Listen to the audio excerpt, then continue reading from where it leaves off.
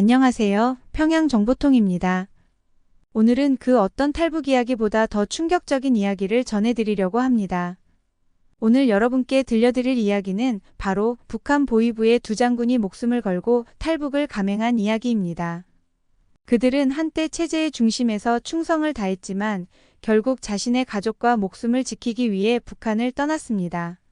그들의 결심은 단순한 개인적인 선택이 아니었습니다. 북한 내부의 모순과 부조리함을 견디다 못해 선택한 필사적인 도피였죠. 그들의 이야기를 지금부터 전해드리겠습니다. 안녕하세요. 우리는 미국으로 망명을 한 지 얼마 되지 않은 사람들입니다. 얼마 전까지만 해도 북한에 있었는데 지금은 미국에서 우리만의 이런 사연을 보낼 수 있게 되다니 믿기지가 않네요. 영어를 잘 못하니 심심하기도 하고 보호 조치 때문에 밖에 잘 나가지도 못하니 유튜브라는 것을 매일 이곳에서 보곤 하는데 그러다 우연히 이 채널을 알게 되어 저희가 겪은 끔찍한 일을 알리고 싶어 이렇게 사연을 가명으로 보내게 되었습니다. 철민과 저는 어릴 적부터 가깝게 지낸 친구였습니다. 두 집안은 대대로 깊은 인연을 이어오며 서로를 의지했고 우리는 마치 형제와도 같은 관계를 유지해왔습니다. 철민은 보위부 총정치국장으로 북한 정권의 핵심 위치에 올랐고 저는 기상청에서 책임자로 근무하며 각종 기상 예보와 재난 관리 업무를 담당했습니다. 하지만 우리들의 출세는 어린 시절부터 시작된 체제에 대한 충성심에서 비롯되었습니다. 친구 철민은 어린 시절부터 군인 집안에서 자랐고 그의 아버지는 김일성 시절부터 군부에서 중책을 맡았고 철민은 어려서부터 의심 없이 국가를 위해 싸우라는 가르침을 받으며 자랐습니다.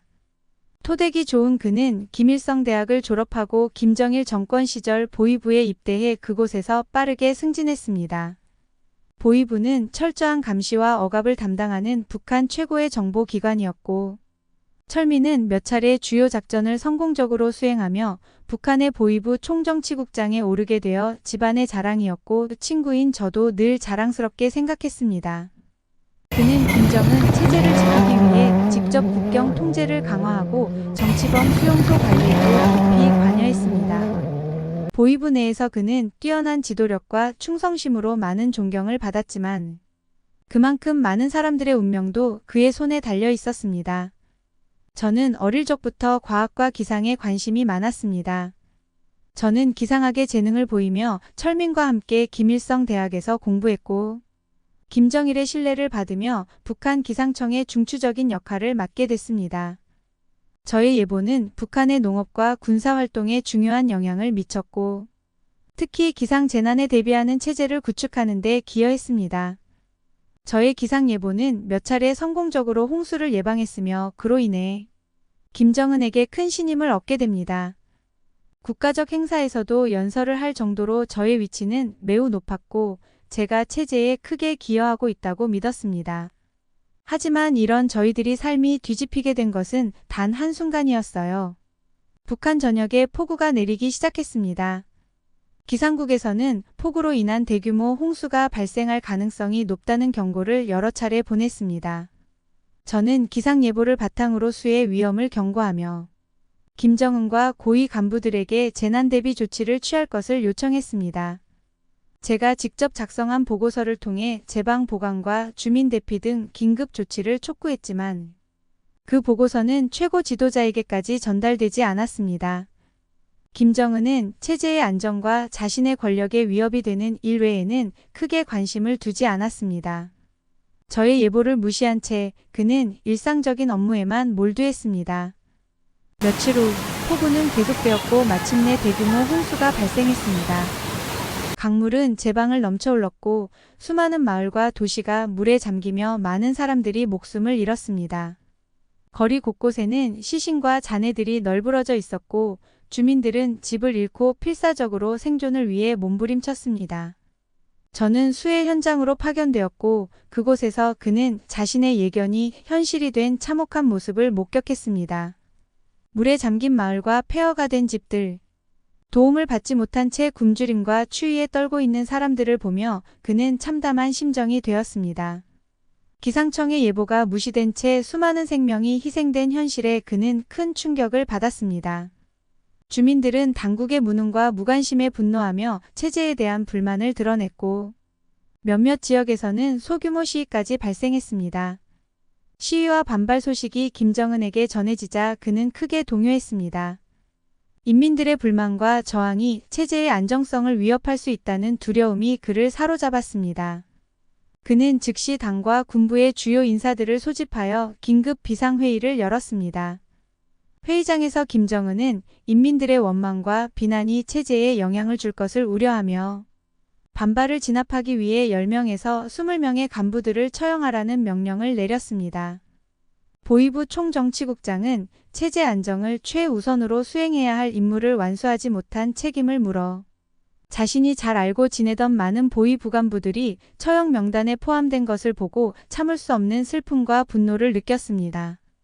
그들은 그저 상부의 지시에 따라 성실히 일을 수행했을 뿐이었습니다. 그들은 김정은의 분노를 진정시키기 위한 희생양이 되었습니다. 철민은 이들의 무고한 죽음을 받아들일 수 없었지만 그의 반대 의견은 전혀 받아들여지지 않았습니다. 결국 그는 체제에 순응하는 척할 수밖에 없었습니다. 한편 수해의 소식을 들은 중국 대사는 북한 수해 지역을 방문하여 인도적 구호 지원을 제안했습니다.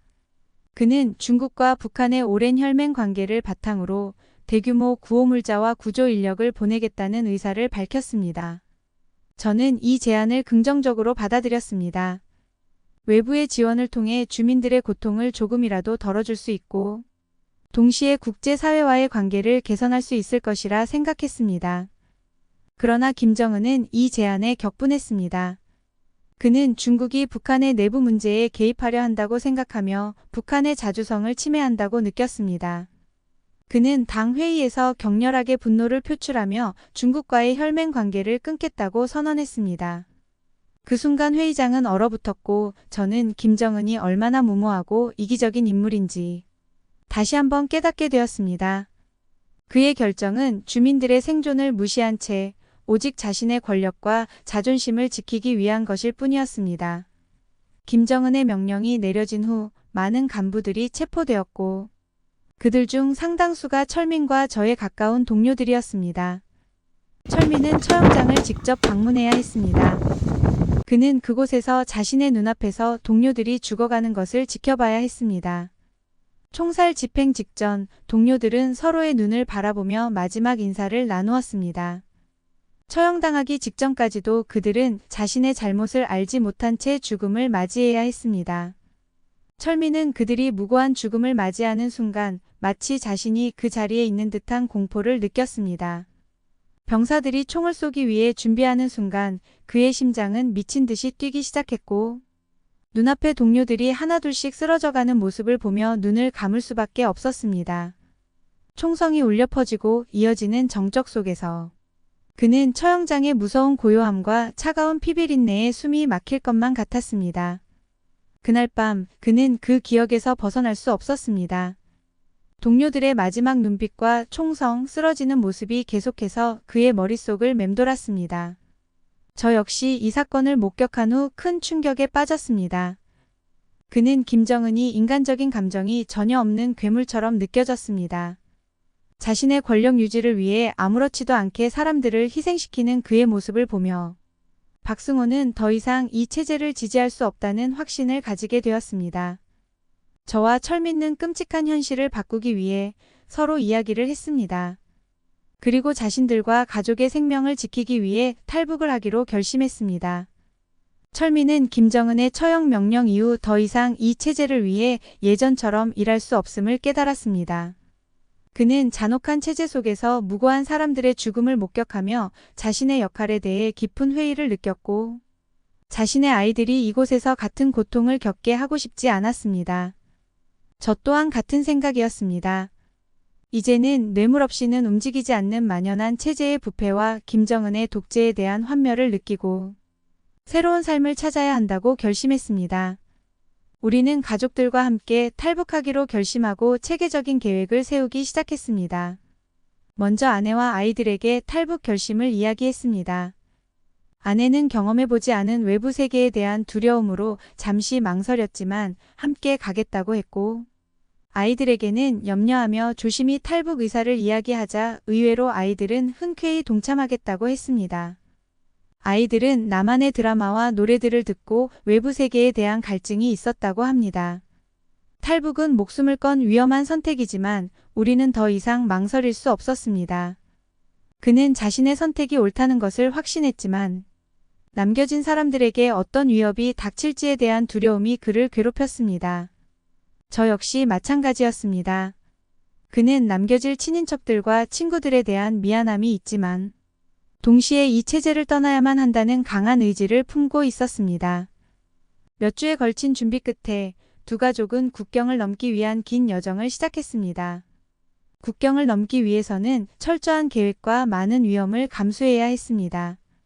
철민과 저는 국경을 넘는 가장 안전한 경로를 찾아 나섰습니다.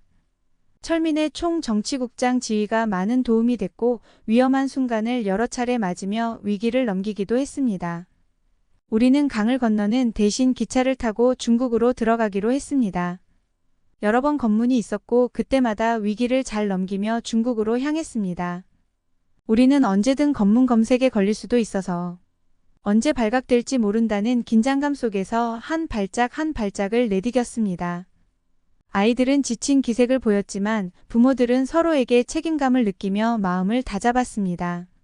마침내 그들은 중국 땅에 발을 디뎠고 국경을 넘는 위험을 무사히 통과했습니다.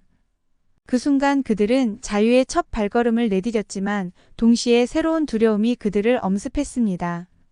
중국에서 불법 체류자로 발견되거나 추격조에게 잡히면 다시 북한으로 송환될 위험이 있었기 때문입니다. 중국에서 그들의 여정은 끝이 아니었습니다.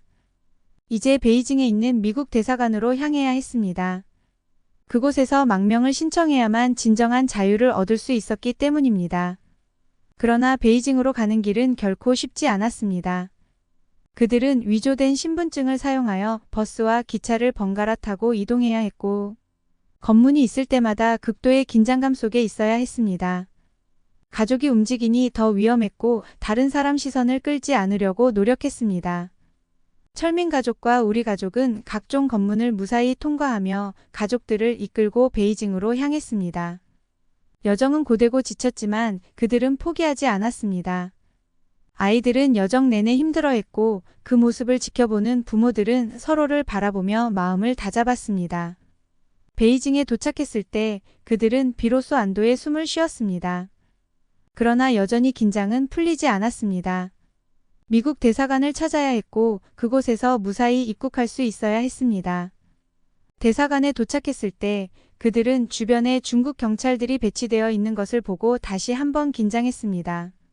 하지만 대사관 직원들의 도움으로 무사히 대사관 안에 들어갈 수 있었고 그들은 그제야 비로소 진정한 안전을 느낄 수 있었습니다. 가족 모두는 대사관 안에서 서로를 부둥켜 안고 기쁨의 눈물을 흘렸습니다. 그 순간만큼은 그들이 겪었던 모든 고난이 보상받는 듯한 느낌이었습니다. 대사관 직원들은 그들의 망명 신청 절차를 도와주며 음식과 쉴 곳을 제공했습니다. 철민과 저는 이제 북한에 남겨진 사람들과 새로운 삶에 대한 걱정이 교차하는 가운데 자유에 대한 희망도 느끼기 시작했습니다. 그들은 이제 더 이상 공포와 억압 속에서 살지 않아도 된다는 사실에 감격하면서도 새로운 시작이 결코 쉽지 않을 것임을 직감했습니다. 망명 신청이 승인되자 두 가족은 비로소 새로운 삶을 시작할 수 있는 기회를 얻게 되었습니다. 그들은 이제 억압적인 체제를 벗어나 자유로운 사회에서 삶을 꾸릴 수 있게 되었지만 새로운 환경에서의 도전이 그들을 기다리고 있었습니다. 미국에 도착했을 때 철민과 박승호는 처음으로 자유로운 하늘 아래서 숨을 쉴 수 있다는 사실에 감격했습니다. 그러나 그들을 기다리고 있는 현실은 결코 쉽지 않았습니다. 그들은 새로운 환경에 적응해야 했고 그 과정은 만만치 않았습니다. 언어의 장벽, 낯선 문화, 그리고 북한에 남겨진 가족에 대한 걱정이 그들을 끊임없이 괴롭혔습니다. 미국에서의 생활은 북한에서의 생활과 너무나 다른 환경이어서 큰 충격을 받았습니다. 사람이 살아가는 세상인데 어떻게 이렇게 다를 수가 있을까요?